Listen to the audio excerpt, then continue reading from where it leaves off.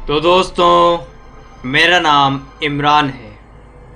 ये वाक़या ईद उल अज़हा की रात को मेरे साथ पेश आया, जब मैं और मेरा कज़न शिराज मेरे साथ था। हम दोनों बाइक पर कुर्बानी का गोश्त रिश्तेदारों में तकसीम करने गए हुए थे। तो मैं वापसी में काफ़ी रात हो गई, तकरीबन रात के 11-12 बज रहे थे। हम लोग वापस आ रहे थे। हमारे पास एक टोकरी थी जिसमें काफ़ी सारी थैलियाँ गोश्त की बची हुई थीं। उनमें गोश्त रखा हुआ था, क्योंकि मैं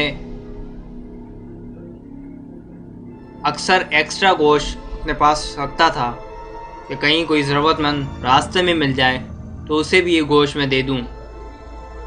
यही सोचते हुए मैंने कुछ गोश्त की थैलियाँ एक्स्ट्रा अपने पास रखी हुई थीं, जो रिश्तेदारों में तकसीम करने के बाद बची थीं। हम लोग वापसी अपने घर की तरफ आ रहे थे। अभी हम घर से थोड़ा फासले पर ही थे कि रास्ते पर एक कचरा खाना नज़र आया, जहाँ पे काफ़ी तादाद में कचरा पड़ा हुआ था। हम लोग वहाँ से बाइक गुजारते हुए जा रहे थे कि थोड़ा सा आगे गुजरते ही हमें किसी ने आवाज़ दी कि रुको, तुम्हारे पास गोश्त है क्या? ये सुनते ही हम दोनों ने अपनी बाइक रोकी। मैं बाइक से उतरा क्योंकि टोकरी मेरे हाथ में थी। मैंने गौर से देखा तो अंधेरा काफ़ी था।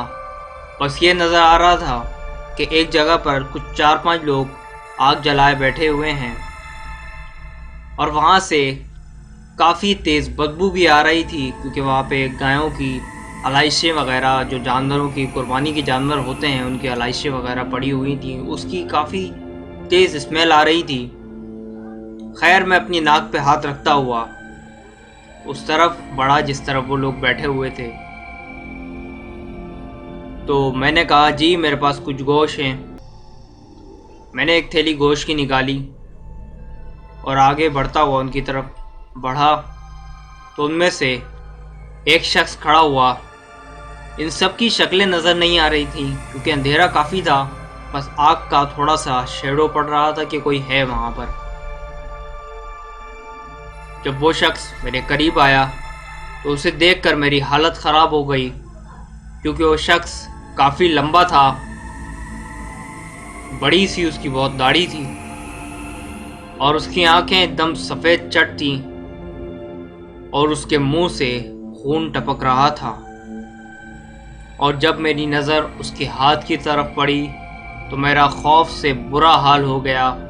उसके हाथ में एक गाय का बड़ा सा सर था, जिसे वो नोचते हुए, यानी कि कच्चा नोचते हुए खा रहा था और मेरी तरफ बढ़ रहा था। उसे देखते ही मेरे रोंगटे खड़े हो गए और मेरी बहुत बुरी हालत हो गई।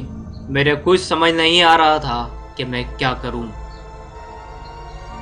जल्दी जल्दी से मैंने गोश्त की थैलियाँ उनकी तरफ फेंकी और मैं उल्टे कदम होने लगा और ज़ोर ज़ोर से आयतल कुर्सी पढ़ने लगा, क्योंकि मुझे अंदाज़ा था कि ये कोई इंसानी मखलूक नहीं है, ये कोई जिन्नाती मखलूक है। और जैसे जैसे मैं पीछे होता जा रहा था, वो भयानक मखलूक आहिस्ता आहिस्ता मेरे करीब आती जा रही थी। मैंने जल्दी से वो टोकरी जिसमें गोश्त था, वो टोकरी उन सब लोगों की तरफ फेंकी।